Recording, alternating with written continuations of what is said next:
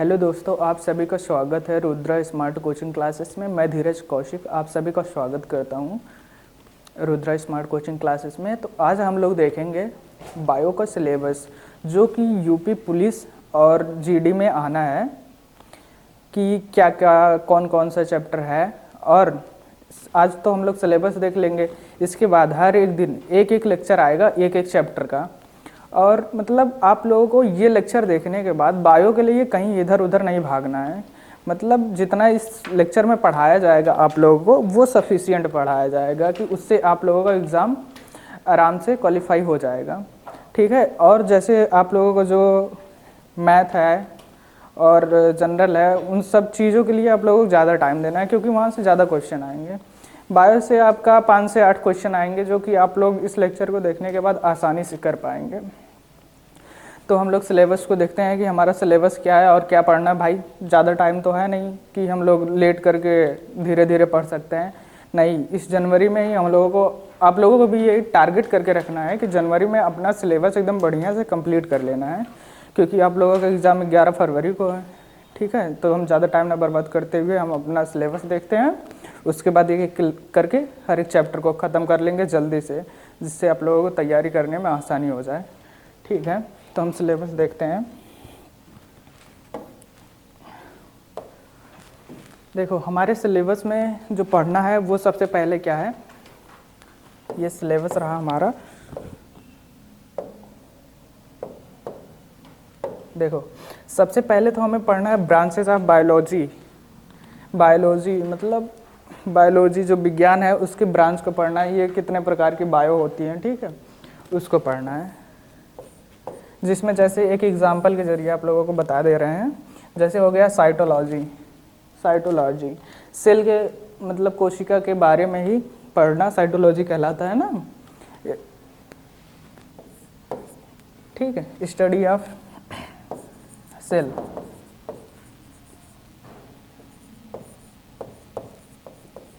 Cell को ही cytology कहते हैं। सेल के बारे में पढ़ना तो साइटोलॉजी हो गई। वैसे हर एक चीज़ जितना विज्ञान है, विज्ञान की जितनी भी शाखाएं हैं, मतलब सबके बारे में ही इसको पढ़ना है। और इसमें जो भी पढ़ाया जाएगा आप लोगों को उसको याद कर डालना है, ठीक। अब हम देखते हैं मेरा दूसरा चैप्टर क्या होने वाला। पहला तो हो गया ब्रांचेस ऑफ बायोलॉजी, दूसरा जो होगा सेल होगा, सेल चैप्टर होगा, ठीक। सेल में जैसे हम लोग पढ़ेंगे प्रोकैरियोटिक सेल को भी पढ़ेंगे और यूकैरियोटिक सेल को भी पढ़ेंगे, ठीक। उसके बाद जो थर्ड चैप्टर होने वाला है हम लोगों का वो टिश्यू होने वाला है। आप लोग टिश्यू के बारे में थोड़ा सा जानते भी होंगे, जैसे ग्रुप ऑफ सेल को टिश्यू कहते हैं।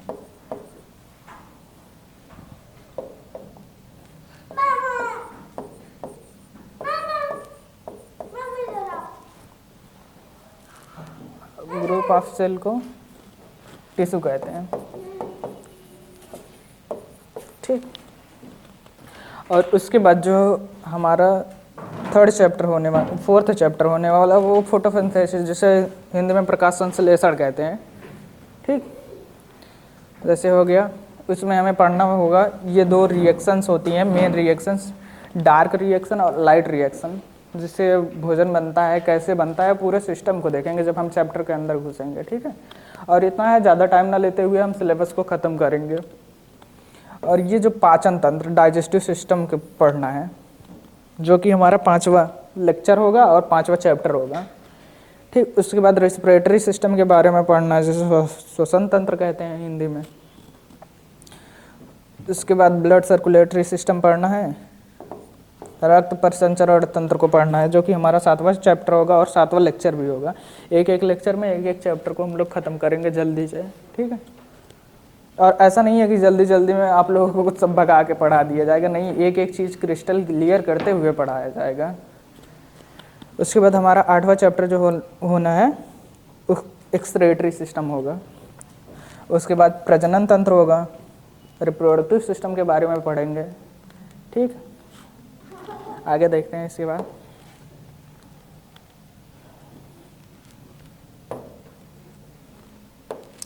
जो हमारा 10वां चैप्टर होगा वो नर्वस सिस्टम होगा। नर्वस सिस्टम यानी कि तंत्रिका तंत्र के बारे में हम लोग पढ़ेंगे। ये 10वां चैप्टर होगा।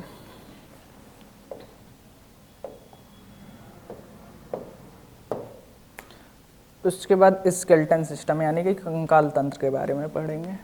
ठीक, कंकाल तंत्र जो कि 11वां चैप्टर होगा, 11वां लेक्चर होगा।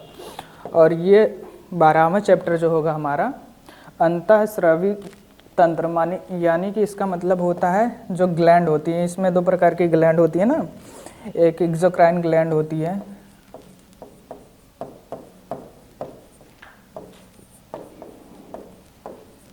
और एक एंडोक्राइन ग्लैंड होती है।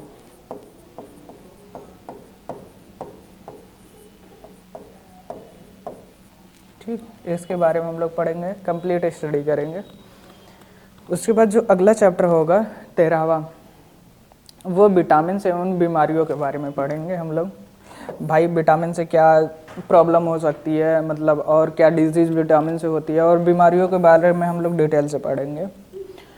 उसके बाद जो 14वां चैप्टर होगा उसमें हम बैक्टीरियल और फंगल डिजीज़, अब बैक्टीरियल फंगल डिजीज़ के बारे में, जैसे बहुत से डिजीज़ ऐसे होता है जो बैक्टीरिया कॉज करता है, और बहुत से ऐसे होते हैं फंगल डिजीज़, जैसे कि आप लोग रिंग वार्म सुने होंगे। रिंग वार्म एक कॉमन बीमारी है जो कि ये होती है फंगल डिजीज़ होती है। ठीक है, उसके बाद कुछ ऐसे डिजीज़ होते हैं जो प्रोटोजोवन कॉज करते हैं, वो प्रोटोजोवल डिजीज़ होती हैं। उसके बाद हम लोग क्या पढ़ेंगे, एनिमल किंगडम को पढ़ेंगे। उसके बाद जो हमारा नेक्स्ट चैप्टर होने वाला है 16 चैप्टर, ये पादप जगत यानी प्लांट किंगडम।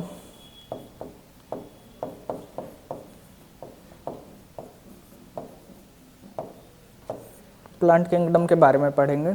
उसके बाद लास्ट चैप्टर जो हम लोगों का होने वाला है वो विविध के बारे में पढ़ के हम लोग चैप्टर को समाप्त करेंगे। ठीक है, और ज़्यादा टाइम नहीं, जैसा कि हम देख रहे हैं हमारा ये 17 चैप्टर है ना, 17 चैप्टर को एक एक करके 17 लेक्चर में समाप्त कर देंगे। और ज़्यादा बड़ा लेक्चर भी आप लोगों का नहीं होने वाला है, और आसानी से हर एक चीज़ पढ़ाई जाएंगी जो कि आपको समझ में आए। ठीक है, तो अगर आप लोग ये बायो का सिलेबस का अगर स्क्रीनशॉट लेना चाहते हैं तो मतलब स्क्रीनशॉट इसका आप लोग ले सकते हैं। मैं अभी फिर से कर दे रहा हूँ जिससे आप लोग आसानी से इसका स्क्रीनशॉट ले लें।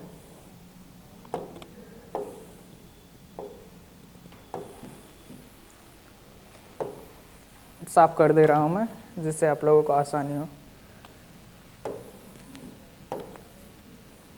ठीक, बाकी ये आप लोगों को टेलीग्राम पे भी मिल जाएगा आसानी से, रुद्रा स्मार्ट कोचिंग क्लासेस करके अगर आप लोग सर्च करेंगे तो वहाँ पे भी मिल जाएगा आप लोगों को। ठीक, यही अपना 17 चैप्टर है जो कि हम लोगों को पढ़ना है। इसका आप लोग स्क्रीनशॉट ले लें। आप लोग पॉज करके स्क्रीनशॉट ले लिए होंगे तो हम दूसरी स्लाइड कर देते हैं। ठीक, ये रहा, इसका भी आप लोग स्क्रीनशॉट ले लें। ठीक है, इससे आप लोगों को तो ये पता चल गया है कि हमारे सिलेबस में क्या क्या आना है। अब हम एक एक करके अगले दिन से लेक्चर को अपलोड कर देंगे, और आप लोग बढ़िया से इस लेक्चर को देख कर नोट्स बना लें। जहाँ तक कि मैं आप लोगों को बता देना चाहता हूँ, जितना यहाँ पे पढ़ाया जाएगा वही आना है, इसलिए वही आप लोगों को पेपर में आना है, इससे बाहर से कोई कुछ भी नहीं आएगा। ठीक है, जैसा कि हम लोग अपने सिलेबस के बारे में देख लिया है, तो ये जो अगला लेक्चर होने वाला है ब्रांचेज ऑफ बायोलॉजी के ऊपर होना है, जिसमें जितना भी आना है एसएससी और जीडी और ये यूपी पुलिस जो अभी 11 फरवरी को है एग्ज़ाम, उसके लिए ये सिलेबस जो कि अगले लेक्चर में आप लोगों को दे दिया गया है। और ये branch of biology first chapter है जिसको आज हम लोग करेंगे।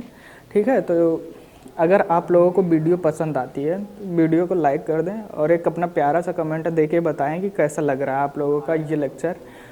और अगर आप इस चैनल पे नए हैं तो चैनल को सब्सक्राइब कर लें। तो ठीक है, आज हम देखते हैं अपना ब्रांच ऑफ बायोलॉजी के बारे में। देखो, अब ये जो चैप्टर है ये याद करने वाला चैप्टर है। किस सब्जेक्ट का नॉलेज लेना है बस वही यहाँ पे बताया जाएगा, और इसको एज इट इज़ आप लोगों को याद कर लेना है। ठीक है, तो चलते हैं हम देखते हैं क्या है।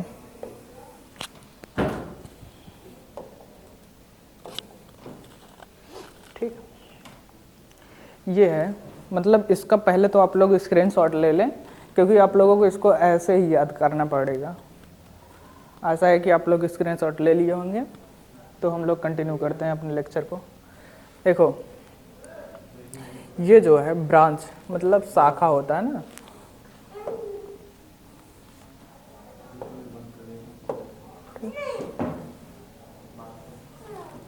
देखो इकोलॉजी जो होता है, इकोलॉजी एक बायो मतलब जो बायोलॉजी है उसका एक शाखा है, ब्रांच है, यानी कि हम कह सकते हैं जिसमें पारिस्थितिकी के बारे में हम लोग पढ़ते हैं। जैसे देखो, सजीव एवं निर्जीव वातावरण से जीव जंतुओं एवं पादपों के विविध संबंधों का अध्ययन करते हैं, उसे हम इकोलॉजी कहते हैं। ठीक है, समझ में आया? जो अगला है आकारकी, आकारकी जो है जिसे हम इंग्लिश में मार्फोलॉजी कहते हैं। ठीक,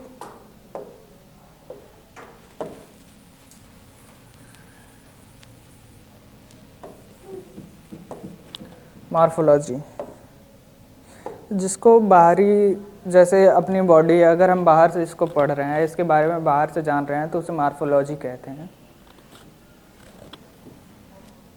ठीक है, आकार की आकृति एवं रचना का अध्ययन बाहर आकार की कहते हैं। ठीक है, बाहर से किसी चीज़ का अध्ययन करना वो मार्फोलॉजी होता है। बाह्य आकार की यानी कि एक्सटर्नल मार्फोलॉजी, वही जो हम लोग आप लोगों को बताएं वही होता है। और अगर किसी चीज़ को अंदर से देखते हैं, जैसे ये मान लेते हैं अपनी ये बॉडी है, ठीक है, अगर इसको काट के अंदर से हम लोग देख रहे हैं, मतलब मान लो हमारा दिल इधर है और मतलब इंटेस्टाइन को देख रहे हैं, अंदर से किसी चीज़ के बारे में पढ़ते हैं, उसे एनाटॉमी कहते हैं। ठीक है, शरीर की, ठीक, शरीर एवं अंगों की विच्छेदन द्वारा प्रदर्शित रचना, उसे एनाटॉमी कहते हैं। औतकी, इसको हिस्टोलॉजी कहते हैं, मतलब सूक्ष्मदर्शी एवं अंगों की औतिक रचना, मतलब हिस्टोलॉजी, मतलब जैसे सेल हो गया उसके बारे में हम डिटेल से स्टडी कर रहे हैं तो उसे हिस्टोलॉजी कहते हैं। और ये देखो जैसे साइटोलॉजी, सेल के बारे में डिटेल स्टडी करना, उसे साइटोलॉजी कहते हैं। कोशिका एवं बहुमुखी अध्ययन, स्टडी ऑफ सेल। ठीक, समझ में आया? उसके बाद न्यूरोलॉजी, न्यूरोलॉजी जिसमें तंत्रिका तंत्र का अध्ययन, उसे न्यूरोलॉजी कहते हैं, या इसी को हाँ न्यूरोलॉजी हिंदी में भी कह सकते हैं, इंग्लिश में भी कह सकते हैं।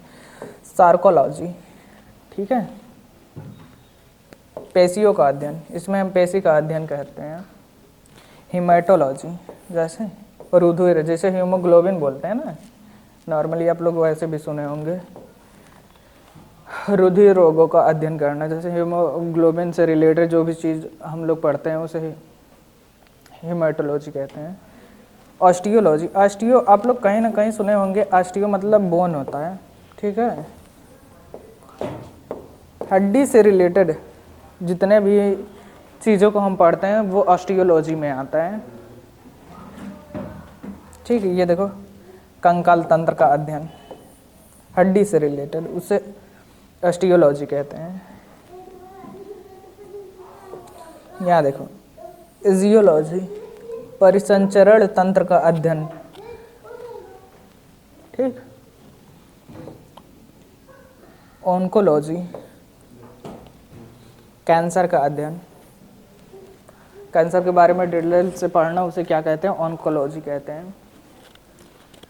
राइनोलॉजी, ठीक, कान नाक गले का अध्ययन करना, उसे राइनोलॉजी कहते हैं।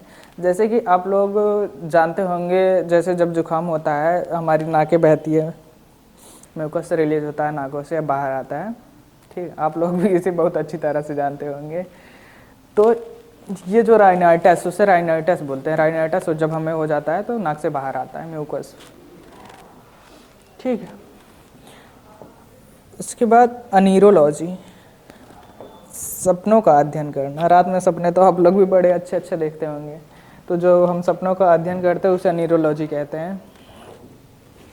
हिप्नोलॉजी, नींद का अध्ययन करना, ठीक। यूरोलॉजी, मूत्र तथा मूत्र संबंधी रोगों का अध्ययन करना। इतना आप लोगों को क्लियर हो गया? अगर नहीं क्लियर हुआ है तो आप लोग एक बार फिर से इस लेक्चर को देख लें बढ़िया से। देखो इसमें क्या है, इकोलॉजी जिसे परिस्थितिकी कहते हैं, आकारिकी जिसे मार्फोलॉजी कहते हैं, एक्सटर्नल मार्फोलॉजी बाह्य आकार की, बाहर से पढ़ना, अनाटॉमी शारीरिक के बारे में जानना, ठीक। उसी तरह हिस्टोलॉजी जैसे सूक्ष्मदर्शी द्वारा अंगों का अंतकीय रचना, जो बाहर से हम पढ़ते हैं, अंदर से जो पढ़ते हैं, सॉरी, जो अंदर से पढ़ते हैं, ठीक। उसके बाद कोशिकीय, कोशिका के बारे में अध्ययन करना, साइटोलॉजी कहते हैं उसे। न्यूरोलॉजी, तंत्र का अध्ययन करना। सार्कोलॉजी, पेशियों का अध्ययन करना। हिमेटोलॉजी, जैसे रुधिर यानी कि हीमोग्लोबिन के बारे में पढ़ना, ठीक।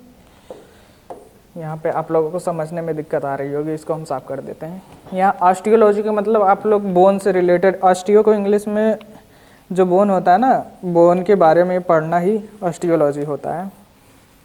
उसके बाद आता है ऑन्कोलॉजी, कैंसर का अध्ययन करना। मेरे साथ साथ आप लोग भी बोलिए ना, तो फिर आप लोगों को अच्छे से याद हो जाएगा।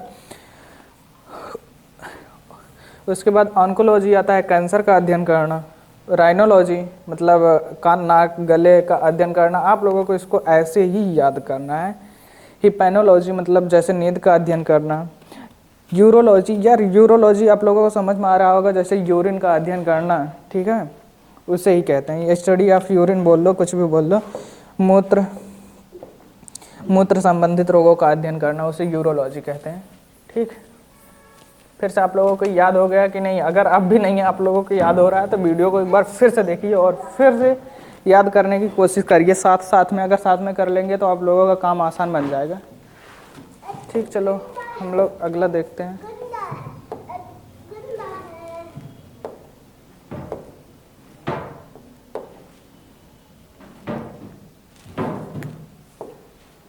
यहाँ से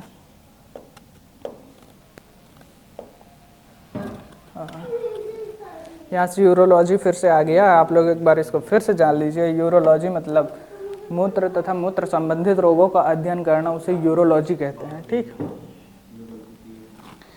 साइटोलॉजी, देखो इसमें थोड़ा सा ही अंतर है। अगर इंग्लिश में बोला जाए तो जैसे साइटोलॉजी स्टडी ऑफ सेल, उसे भी साइटोलॉजी बोलते हैं। अब यहाँ पे देखो साइटोलॉजी का क्या मतलब है, भोजन नियमों का अध्ययन करना, ठीक है। जैसे आप लोग जाते ही होंगे डॉक्टर के पास, डॉक्टर आप लोगों को बता देता है कि नहीं ये इस चीज़ में ये चीज़ आपको खाना है, ये चीज़ नहीं खाना है। तो अगर वही भोजन कौन सा कैसे लेना है, किस बीमारी में कैसे लेना है, उसको भी साइटोलॉजी बोलते हैं। देखो यहाँ पे मैं दूसरा भी लिख दे रहा हूँ और आप लोग इसके साथ इसका स्क्रीनशॉट भी ले लीजिएगा।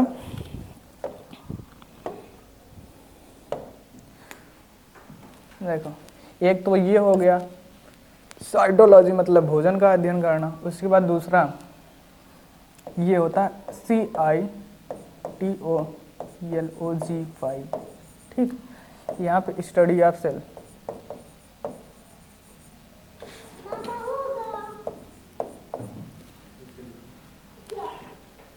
उसके बाद आता है फेनरोलॉजी, प्राइनोलॉजी, ठीक।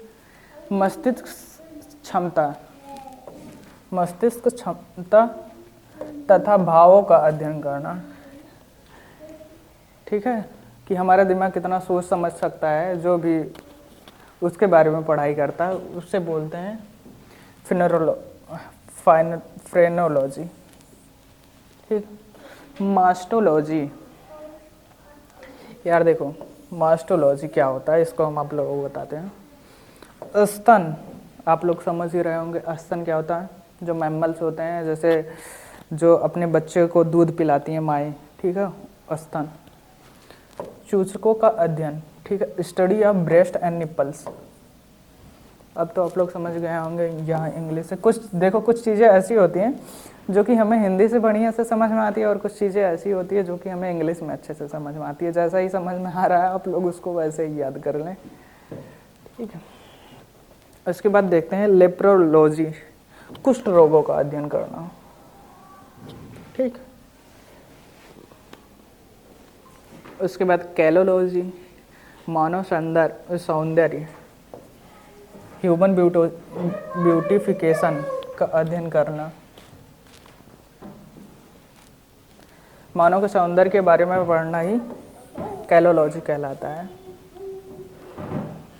कैलोलॉजी। इसके बाद आता है सौरोलॉजी, छिपकलियों यानी कि लिजार्ड, छिपकलियों के बारे में पढ़ना।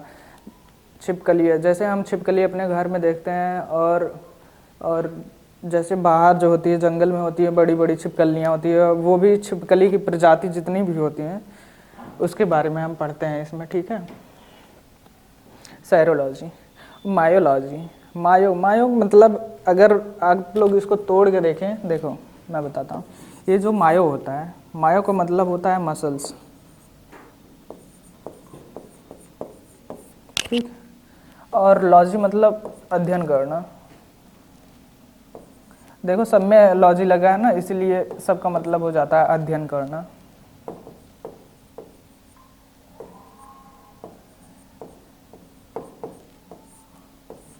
मायोलॉजी। इतना आप लोगों को समझ में आया? नहीं आया तो एक बार वीडियो फिर से वहाँ से देखिए। यूरोलॉजी आप लोगों को इसी वीडियो के साथ साथ याद कर लेना है, इतना जितना भी है ये। उसके बाद न्यूरोलॉजी आता है। तंत्रिका तंत्र यानी नर्वस सिस्टम के बारे में पढ़ना। ये जो नसें हमारे अंदर गई हैं उसे ही बोलते हैं तंत्रिका तंत्र, ठीक है। तंत्रिका के बारे में पढ़ाई करना। और नेफ्रोलॉजी। देखो नेफ्रो, कुछ तो ऐसे शब्द हैं यार जो अपने से खुद रिलेट करते हैं। जैसे नेफ्रोलॉजी हो गया, किडनी से रिलेट करता है, तो मतलब उसमें हम किडनी के बारे में पढ़ते हैं, ठीक है। ओडोंटोलॉजी, दांत के बारे में पढ़ना, ठीक है। दांत, देखो दांत कई प्रकार के होते हैं ना, जैसे कि मोलर, प्रीमोलर, ऐसे 4 प्रकार के दांत होते हैं। इंसाइजर हो गया, कैनाइन हो गया, उनके बारे में अच्छे से स्टडी करते हैं तो उसे बोलते हैं ओडोंटोलॉजी। उसके बाद हमारा आता है कैरियोलॉजी, केंद्रक। केंद्रक का मतलब होता है न्यूक्लियस। न्यूक्लियस के बारे में पढ़ाई करना, ठीक, अध्ययन करना। एंडोक्राइनोलॉजी, जैसे कि इसमें होता है जो ग्लैंड होती हैं, जो अंदर की ग्लैंड होती हैं जो कि अपना सिक्रेशन देती हैं, ठीक है, उसे ही बोलते हैं एंडोक्राइनोलॉजी। इथोलॉजी। इथोलॉजी मतलब होता है जंतुओं के व्यवहार का अध्ययन करना, ठीक है। जंतु कैसे बिहेवियर करते हैं, अगर उनके बारे में पढ़ाई करना है तो उसे ही बोलते हैं इथोलॉजी। कार्यकीय फिजियोलॉजी, शरीर के विभिन्न भागों की कार्यों एवं कार्य विधियों का अध्ययन करना, ठीक है, उसे कहते हैं फिजियोलॉजी। इसको जैसे कि यार हम देख रहे हैं हमारा हाथ कैसे काम कर रहा है, नाक कैसे क्या काम करती है, मुंह कैसे काम करता है, इसको फिजियोलॉजी मतलब यार बाहर से ही किसी चीज़ को पढ़ लिया जाए, उसे फिजियोलॉजी कहते हैं। जैसे आता भी है ह्यूमन फिजियोलॉजी, ठीक। ह्यूमन के फिजियोलॉजी के बारे में यानी कि शरीर के विभिन्न भागों के कार्यों और कार्यविधियों का अध्ययन करना ही फिजियोलॉजी कहलाता है। उसके बाद टैक्सोनॉमी आता है, वर्गीकीय, जीवधारियों का नामांकन एवं वर्गीकरण करना। हाँ, अगर आप लोग पहले पढ़े होंगे तो हम बताते हैं आप लोगों को थोड़ा सा इसके बारे में। एक बार इसको हम साफ कर देते हैं जिससे आप लोगों को आसानी दिखे हर एक चीज़।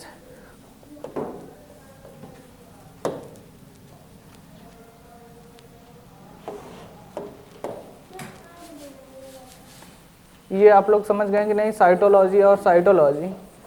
साइटोलॉजी, एक साइटोलॉजी होता है जिसमें भोजन के बारे में पढ़ना कि भोजन कैसे लेना है, क्या खाना है, जो भी डॉक्टर हमें बताता है उसे एक बोलते हैं। उसका जो स्पेलिंग होता है SITOLOGY होता है, और एक साइटोलॉजी होता है CITOLOGY, cytology, study of self, ठीक।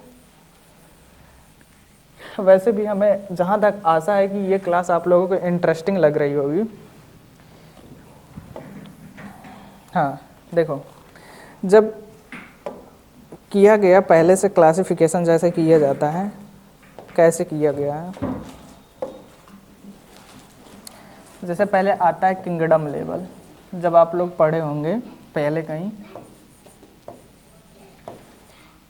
ये लेवल्स होते हैं। किंगडम के नीचे आता है फाइलम, या फाइलम कब कहते हैं, जब मतलब प्लांट के बारे में स्टडी करना हो, ठीक है। देखो भाई, लिखता तो मैं इंग्लिश हूँ, लेकिन आप लोगों को एकदम बढ़िया से हिंदी में समझाता हूँ हर एक चीज़ को। अगर यही एनिमल के बारे में पढ़ना हो तो इसे डिवीज़न बोलते हैं, ठीक। इसके नीचे आती हैं जैसे क्लास हो गया, उसके बाद ऑर्डर आ जाता है, फैमिली हो जाता है, उसके बाद जीनस आता है, उसके बाद स्पीसीज आ जाती हैं, ठीक।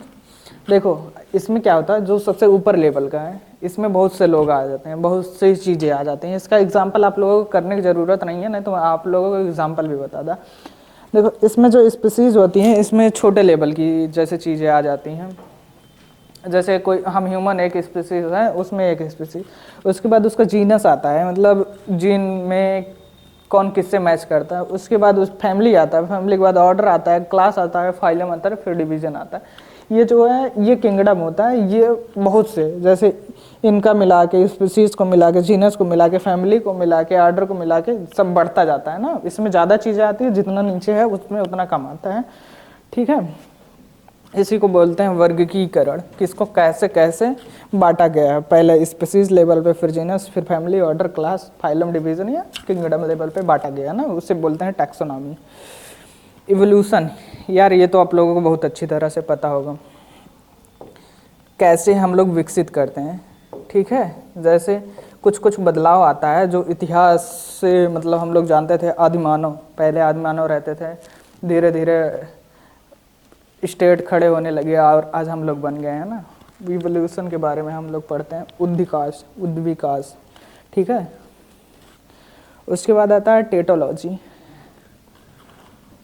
उपर्जित लक्षणों का अध्ययन करना, ठीक, उसे टेटोलॉजी कहते हैं। इसको तो ऐसे ही याद कर लेना, आप लोगों को याद आ गया। अगर जिसको भी नहीं समझ में आ रहा है, फिर से कह रहा हूँ, वीडियो को फिर से एक बार पीछे करके देखें, आप लोगों को अच्छे से समझ में आ जाएगा, ठीक है।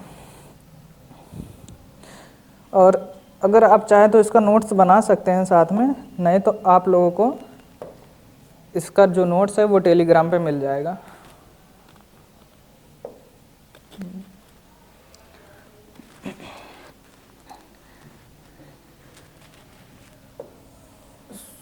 सूजन ने की आनुवंशिकों के सिद्धांतों द्वारा मानव जाति की उन्नति, ठीक है। अनुवांशिकी लक्षण, कभी हम लोग सुने होंगे अनुवांशिकी, ये तो अपने पापा से ट्रांसफ़र हो गया, इसमें इसके पापा से आया। कभी ये भी होता है ना कि कहते हैं कि जब बच्चा पैदा होता है, कहते हैं कि इसका नाक जो है इसकी मम्मी से मिल रहा है, और इसका जो चलने का ढंग है वो पापा से मिल रहा है, और कोई कहता मेरा इनसे मिल रहा है, वही चीज़ है, ठीक है। पेडोलॉजी, पेडोलॉजी विभिन्न प्रकार के मृदाओं का अध्ययन करना, यानी कि सॉयल, मृदाओं मतलब मिट्टी होती है। आप लोगों को तो हिंदी में तो अच्छी तरह से पता होंगे, मुझसे भी ज़्यादा कहीं ना कहीं आप लोगों को पता हो सकता है। माइक्रोबायोलॉजी, अति सूक्ष्म जीवों का अध्ययन करना, जो छोटे छोटे होते हैं, जिसको माइक्रोस्कोपिक लेवल पे हम लोग देखते हैं माइक्रोस्कोप के द्वारा, उसे माइक्रोबायोलॉजी कहते हैं। मानव जीव विज्ञान मतलब फिजिकोबायोलॉजी, जिसमें मानव के दिमाग गुणों का अध्ययन करते हैं, उसे ही हम लोग कहते हैं मानव जीव विज्ञान। मानव के बारे में अध्ययन करना, मानव का दिमाग गुणों का अध्ययन करना। याद हुआ? फिर से एक बार देख लो आप लोग। जो होता है सुजननिकी मतलब आनुवंशिकी लक्षणों द्वारा मानव जाति की उन्नति, ठीक। पेडोलॉजी विभिन्न प्रकार के मृदाओं यानी सॉइल की स्टडी करना, मिट्टी के इस बारे में अध्ययन करना। माइक्रोबायोलॉजी माइक्रोबायोलॉजी जो माइक्रोस्कोपिक लेवल पे हो उनके बारे में अगर हम लोग पढ़ते हैं तो उसे माइक्रोबायोलॉजी कहते हैं। ठीक, पक्षी विज्ञान, हाँ वहाँ तक हम लोग कर लिए हैं, फिजिकोबायोलॉजी। पक्षी विज्ञान, ऑर्निथोलॉजी, पक्षियों का अध्ययन करना ऑर्निथोलॉजी कहलाता है। ठीक, पक्षी विज्ञान, स्टडी ऑफ बर्ड्स। स्तनी विज्ञान, स्तनधारियों यानी कि मैमल्स का अध्ययन करना। मैमल्स मतलब जो अपने बच्चों को दूध पिलाते हों उन्हें मैमल्स बोलते हैं। और आप लोग कहीं ना कहीं ये चीज़ पढ़े होंगे, ओविपेरस, विविपेरस। ठीक है, विविपेरस ऐसे होते हैं जो बच्चे देते हैं और मतलब दूध पिलाते हैं अपने बच्चों को, और जो अंडे देते हैं, ठीक है, उन्हें ओविपेरस बोलते हैं। ठीक, मैमलोलॉजी,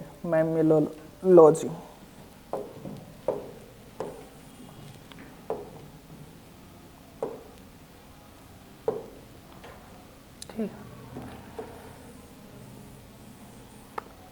एंथ्रोपोलॉजी, मानव शास्त्र। ठीक, मानव जातियों के सांस्कृतिक विकास का अध्ययन करना। सांस्कृतिक विकास का अध्ययन करना, ठीक है, संस्कृति में क्या चल रहा है, मतलब यार पहनाव ओढ़ाव और हर एक चीज़ के बारे में स्टडी करना ही मानव शास्त्र का अध्ययन करना। हाँ, मानव शास्त्र का। ओपियोलॉजी, सर्पों का अध्ययन करना।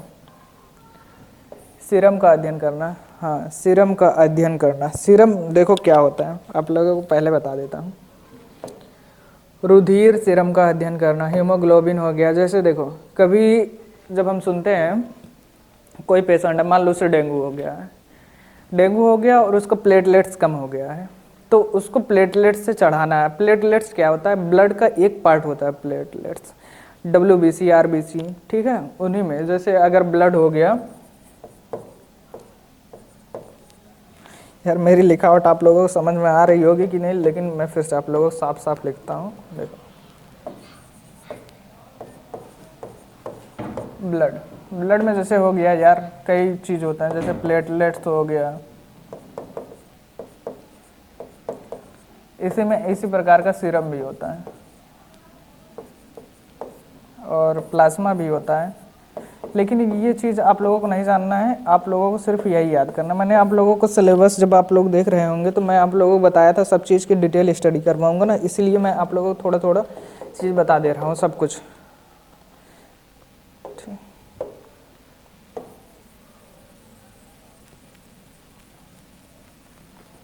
अब आगे देखते हैं। इंटोमोलॉजी, कीट पतंगों का अध्ययन करना। कीट पतंग क्या होते हैं आप लोगों को पता है? कमेंट करके बताइए आप लोग, वीडियो पॉज करके। कीट पतंग, ग्रॉस हॉपर का नाम कभी सुने हैं कि नहीं आप लोग? टिड्डा जिसे बोलते हैं ना, वही होता है। इंसेक्ट के बारे में पढ़ना इंटोमोलॉजी कहलाता है। ये रहा।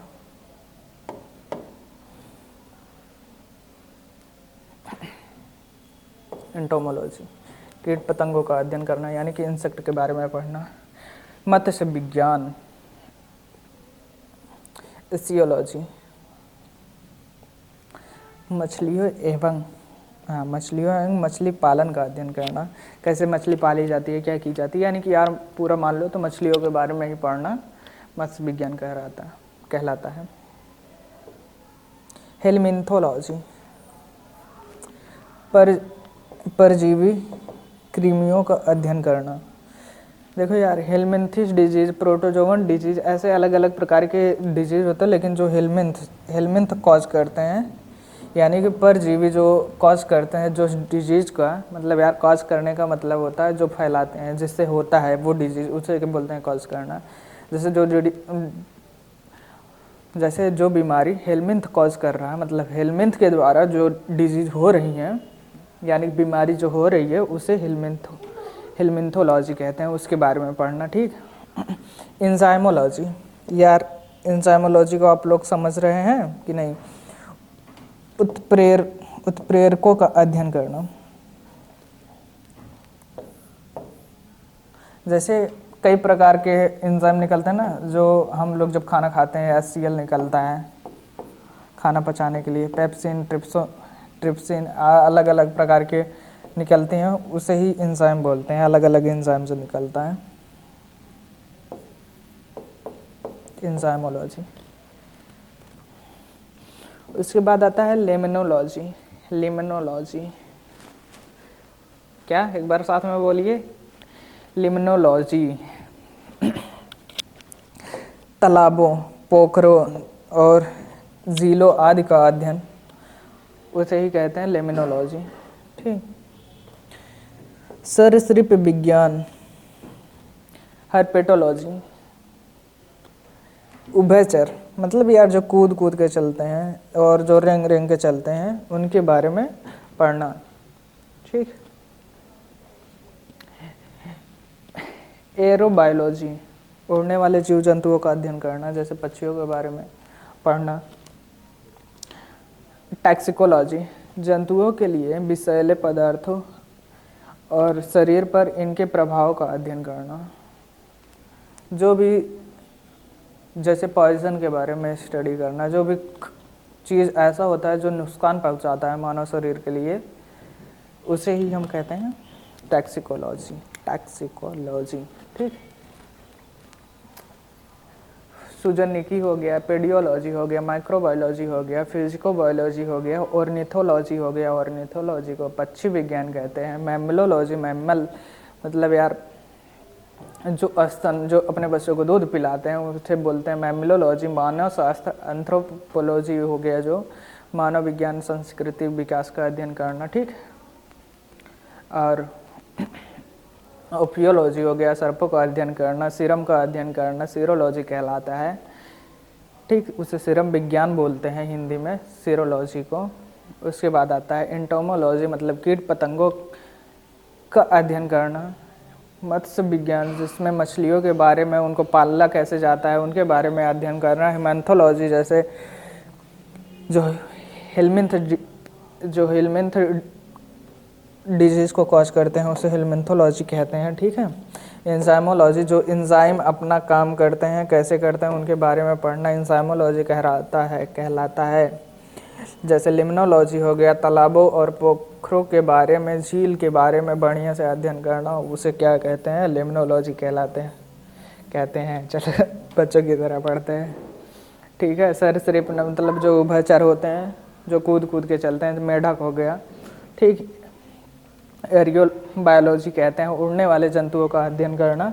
टैक्सिकोलॉजी, ठीक है, जो विषैले पदार्थ होते हैं उनके बारे में पढ़ना, उसे टैक्सिकोलॉजी कहते हैं। टैक्सोलॉजी, अरे यार रुक जाओ एक मिनट।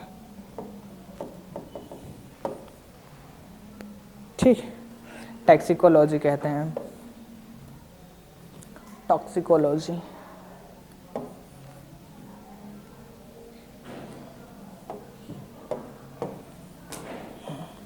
इसका आप लोग स्क्रीनशॉट ले लीजिए नोट्स बनाने के लिए, नहीं तो वीडियो पॉज करके तुरंत लिख लेंगे तो आप लोगों के लिए ज़्यादा फ़ायदा होगा। ठीक है। हमारा इतना बना। क्या आप लोगों को ये कैमरे में मतलब दिखाई दे रहा है बढ़िया से? हाँ, दिखाई दे रहा होगा। पोषण, न्यूट्रिएंट साइंस। ठीक है। ट्रॉफोलॉजी कहते हैं। ट्रोफोलॉजी, न्यूट्रिएंट्स, कौन से न्यूट्रिएंट्स हमारे लिए ज़रूरी होते हैं कि हमें ये खाना ही पड़ेगा, मतलब वो चाहिए हमारे बॉडी के लिए, अगर उसके बारे में हम लोग पढ़ते हैं तो उसे पोषण विज्ञान कहते हैं। ठीक है। ट्रोफोलॉजी। अब पैथोलॉजी आप लोग तो बहुत सुनते होंगे इस लोगों को, ये चीज़ें मतलब पैथोलॉजी, रोगों की प्रकृति, लक्षणों एवं कारकों का अध्ययन। आप लोगों को दिखाई दे रहा है कि मैं फिर से इसको लिख दूं यार? चलो। ट्रोफोलॉजी, न्यूट्रिएंट साइंस, पोषण विज्ञान।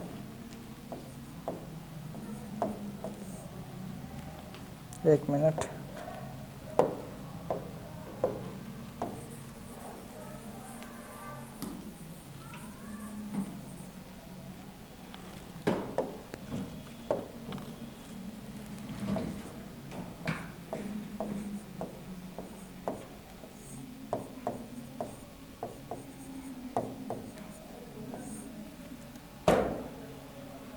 ठीक,